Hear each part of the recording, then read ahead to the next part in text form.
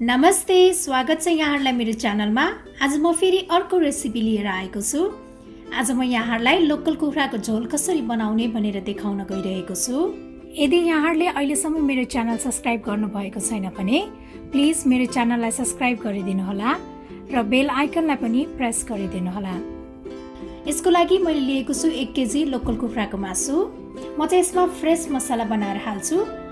त्यसको लागि मैले लिएको छु 1/2 टेबल स्पुन जिरा धनिया, ल्वाङ सुकुमेल, अलैँची, अलिकति मरिच, तेजपत्ता, टेस्टार अनिस, अलिकति दालचिनी र सानो साइजको जाइफल, 1 टीस्पुन जति सौंफ अनि सुकेको खुर्सानी। त्यस्तै मैले लिएको छु अदुवा लसुन, 1 टीस्पुन बेसार, नुन स्वाद अनुसार। त्यसपछि मैले लिएको छु एउटा मिडियम साइजको अनियन स्लाइस्ड। मैले चाहिँ 1/2 टीस्पुन ज्वानो र सौंफ लिएको छु। यो चाहिँ तेलमा फुराउनको लागि हो। सबैभन्दा पहिला यो सबै मसलालाई हल्का भुट्नुपर्छ। यसलाई 1 मिनेटसम्म भुटेपछि यो मसला रेडी भयो। अब यो एकैछिन सेलाइसकेपछि यसलाई म अब ब्लेन्डरमा हाल्छु र अब यसमा लसुन अदुवा पनि हाल्ने। थोरै पानी हालेर यसलाई पिस्नुपर्छ। अब यो मसला पनि रेडी भइसकेको छ।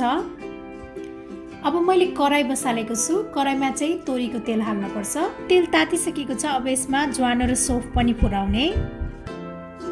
अब म यो प्याज पनि राख्छु र अब यो प्याजलाई चाहिँ गोल्डन ब्राउन हुने बेलासम्म भुट्नुपर्छ। प्याज यतिको भइसकेपछि अब म यसमा बेसार पनि राख्छु र अब यो कुखुराको मासु पनि राख्ने र अब यसलाई राम्रोसँग चलाउनु पर्छ।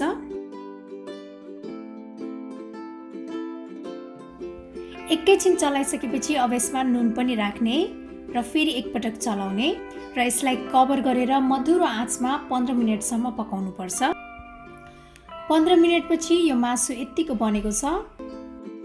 अब म यसमा अघि बनाएर राखेको मसलाको पेस्ट पनि राख्छु अनि यसलाई राम्रोसँग मिक्स गर्ने र यसलाई फेरि कभर गरेर मधुरो आँचमा 10 मिनेटसम्म पकाउनु पर्छ।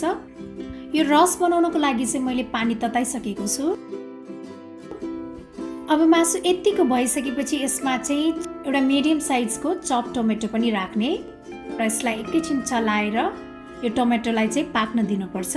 अब टमाटर पनि राम्रोसँग पाकिसकेको छ। अब यो यतिको भएपछि अब यसमा म अघि तताएर राखेको तातो पानी राख्छु। यसलाई चाहिँ मिडियम आँचमा राम्रोसँग उम्लिन दिनुपर्छ।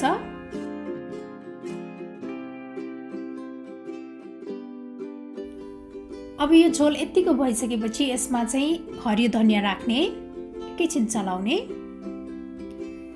अब यो लोकल कुखुराको झोल चाहिँ खानको लागि रेडी भइसकेको छ। मैले चाहिँ यसलाई तातो भातसँग सर्भ गरेको छु। मलाई आशा छ यहाँहरूलाई यो रेसिपी मन पर्यो होला। यदि यहाँहरूले अहिलेसम्म मेरो च्यानल सब्स्क्राइब गर्नुभएको छैन भने प्लिज मेरो च्यानललाई सब्स्क्राइब गरिदिनु होला र बेल आइकनलाई पनि प्रेस गरिदिनु होला।